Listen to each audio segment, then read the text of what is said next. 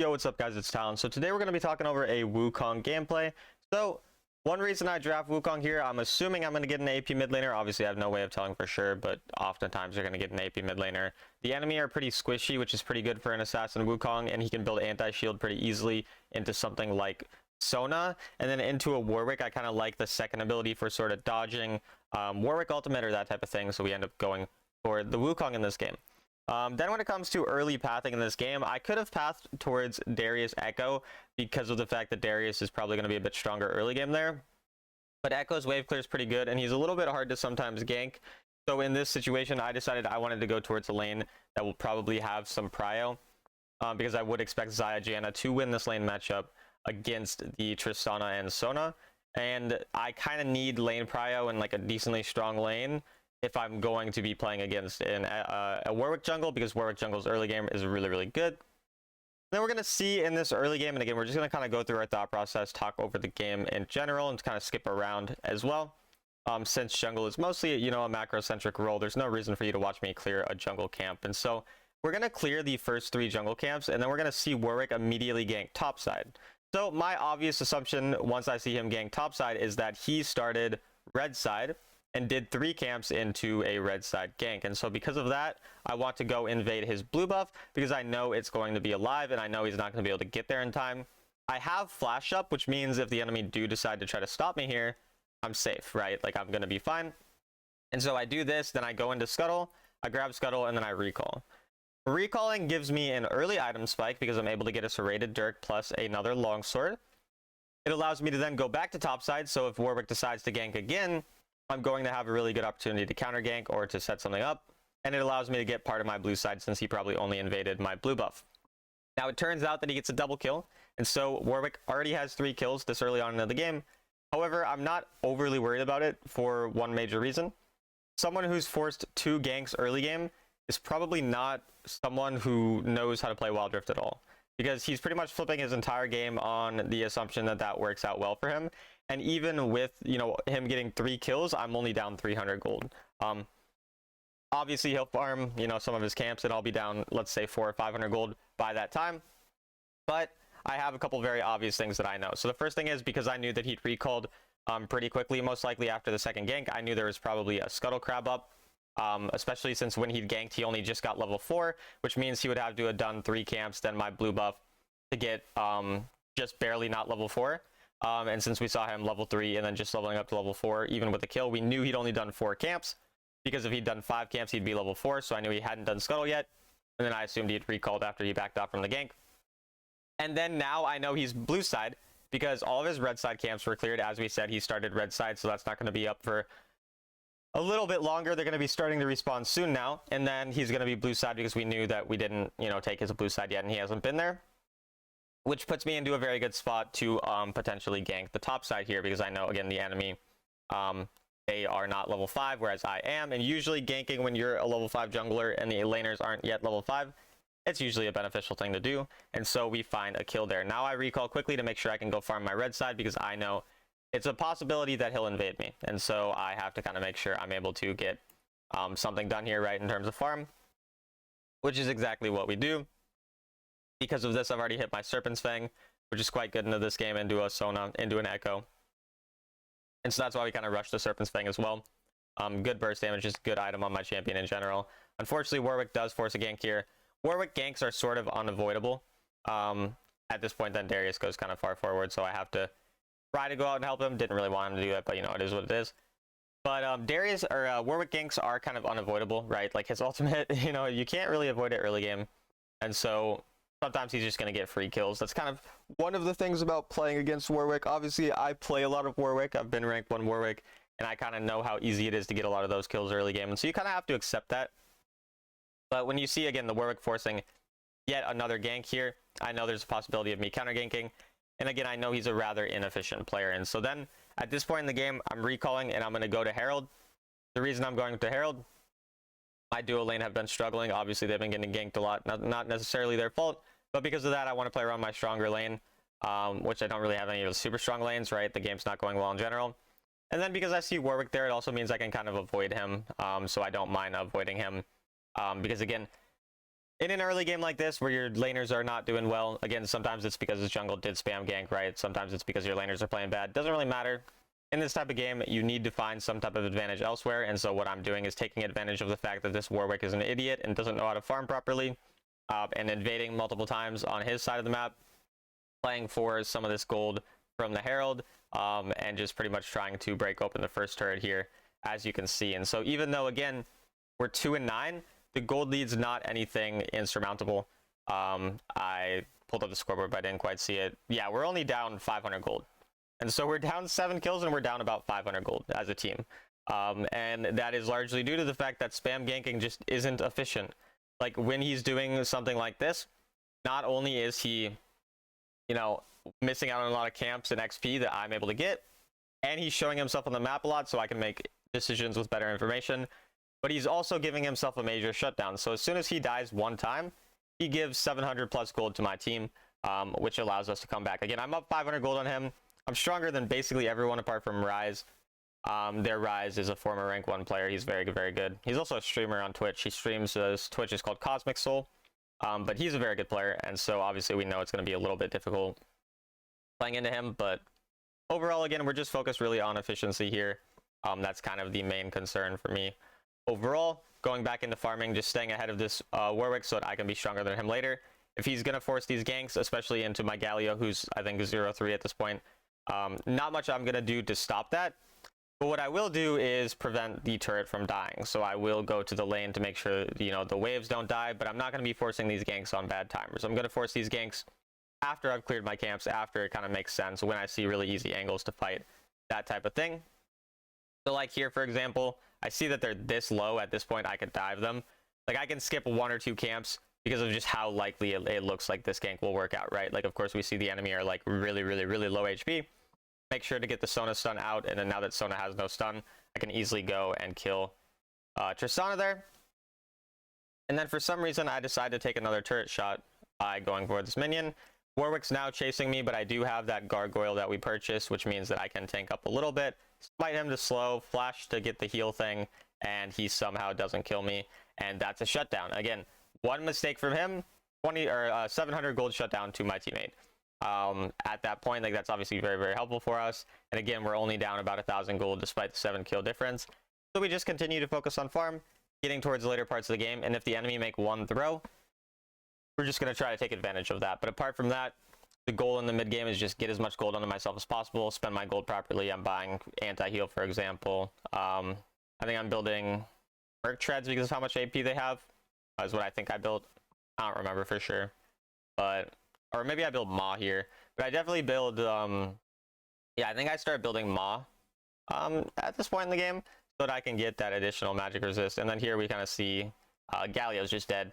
Again, I can accept that sometimes the teammate's going to die. Like, a lot of people would follow up on that, and they would just get caught, or they would die as well. Just not really worth it. Galio's not, like, anything special right now. Like, he's not a very strong player.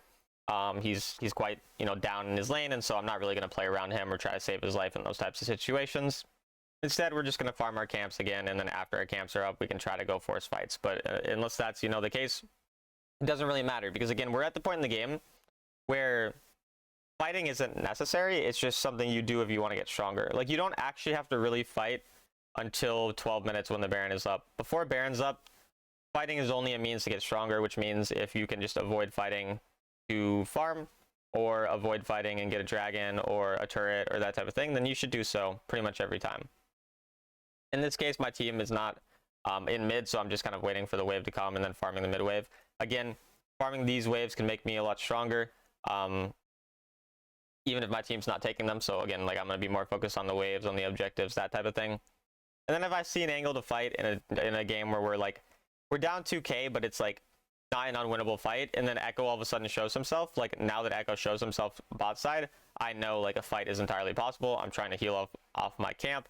And then now, because again, we know that one of them are just not here, we're just trying to kind of get that fight forced in some way, shape, or form, which leads to the Darius being able to find a really good fight. And this is kind of where it starts off. So, like, the enemy make one dumb mistake of just Echo not being there, and we're able to take advantage of that, win the fight, get the dragon. And even though we lose the bottom lane, I think we lose bottom lane inhib. Yeah, we lose the bottom lane inhib, but even though we lose that inhib, it's so early in the game that it doesn't actually matter, because it's just going to give us a bunch of free gold. Like, there's just going to be a constant stream of gold on that side of the map now coming into us. And the inhib will respawn by the time like Elder or anything was up, so we don't really care. And that's kind of like an important thing to understand as well, is like what actually matters when it comes to like giving up side lane versus objectives, that type of thing. In this case, Warwick goes for us and ends up catching us under the turret. Tristana jumps under a turret, very ballsy of her. Trades 1-for-1, so not the end of the world for her. But again, we're just kind of going for a burst damage build. We got the Ma, which allows us to survive the Rise burst damage. Warwick is a lot of AP. I think they have one other. Echo is AP. So they're just mostly AP. So also itemization makes this game a lot easier as well, even though the game's not looking insanely good. But you can see we're still only down 2.5k, which is completely reasonable. Warwick, it looks like randomly inted. I don't even know how. Yeah, it looks like he just jumped on my teammate and then Galley ult and saved him. And so this one mistake from Warwick again, and then the fact that their Echo's topside for no reason, means that we have an opportunity to potentially force Baron, which is exactly what my team does. And a really good call by them to just try to sneak the Baron. Pretty much, even if the enemy have vision on it, they don't have their jungler, their top laners on the wrong side of the map, and we're just able to sneak kind of this Baron for free. And then it kind of leads to the game starting to be came back, right? Like, even though the game's wasn't looking the best, this fact that we were able to just farm well enough to be like in a position where we're only down 2.5k means if the enemy make one dumb mistake, we can come back and win because we're strong enough to actually like catch these throws. And so that's what we end up doing. We get some kills off of it, and then Warwick is fun and ults us because he's a loser and he's mean, and then I'm dead. But it's still a very good situation for us overall. We're able to get our Mortal Reminder as well. Team's doing decently well. And again, we're just kind of bringing that gold back. I keep yawning. I don't know why I keep yawning, but I do. That's why I randomly don't say anything for like 3 seconds. And I'm too lazy to edit it out, so I'm not going to do that. But yeah, at this point, we can see our Xayah randomly flashes into Rise's face. And the game, again, it's not like it's going amazing, but we're even gold. We're even dragons.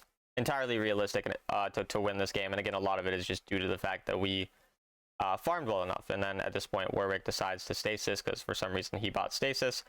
This Warwick you're going to see is really bad again. And that's something I'll see very commonly.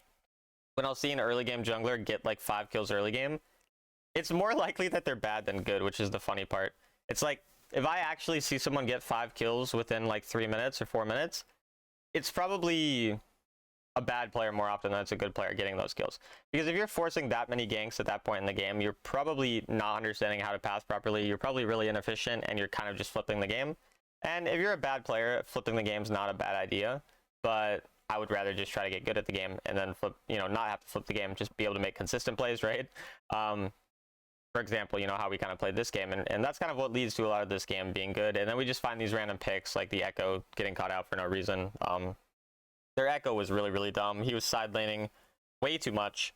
Like, what you need to understand about being like a Baron laner, side laning is really important to draw pressure if you know someone's going to be coming towards you and you are not very strong, so you don't want to participate in the team fight, or if your team is so weak that they can't win team fights. But when your team is a lot stronger than the enemy team, you want even number fights because you're just stronger. So in that case, like, he needs to create 5v5s or 4v4s and then a 1v1 on side lane, but he doesn't want a 1v0 on side lane where he's just pushing, and then a 4v5 at dragon because his team could die because they have less numbers. And then here you notice how I'm just farming. I'm not worried about this dragon because each team has a dragon.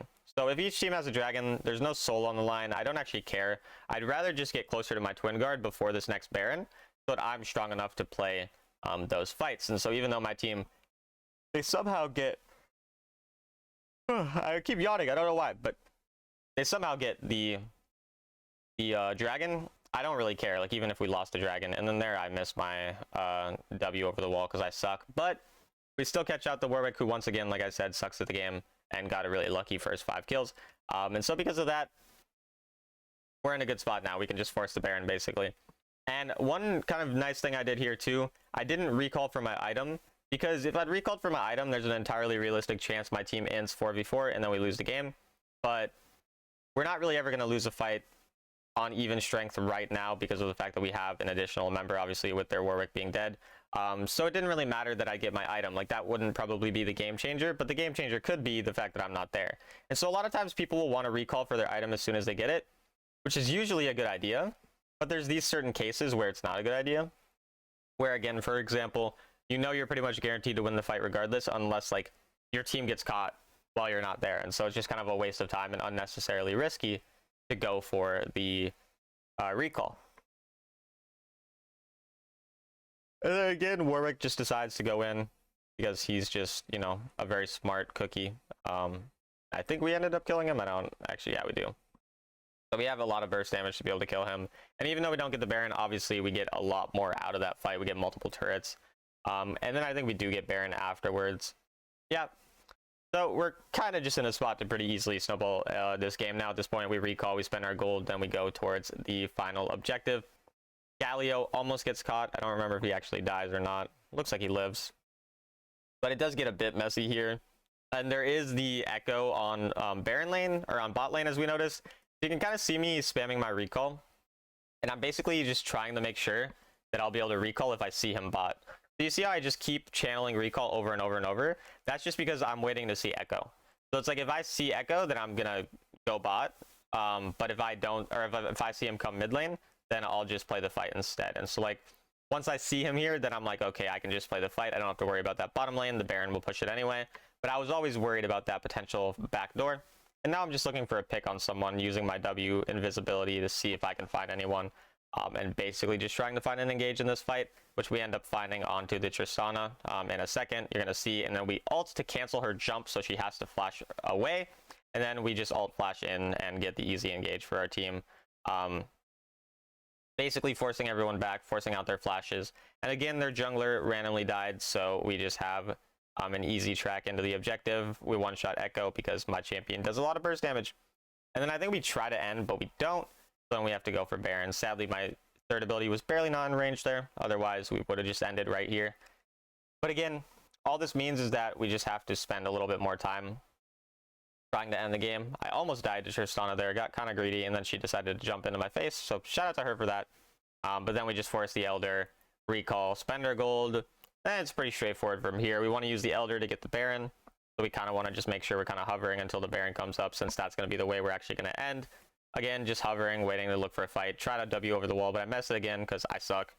And then, yeah, again, we just force the Baron. We look for a fight afterwards, and everything's pretty straightforward from there. We just push the waves with the Baron and the Elder, and we win the game. So, again, I think this is a good video to just show you guys, like, the importance of farming and of consistent kind of pathing rather than forcing these early ganks like Warwick, because a lot of times, even when the early game goes really bad, as you saw, and you know the enemy jungle gets 5 kills early game like he did, there's a lot you can still do to win, and there's no reason to kind of, you know, give up early in the game or anything like that. And then that led to us obviously carrying the game. So I hope you guys enjoyed the video, and I'll see you in the next one.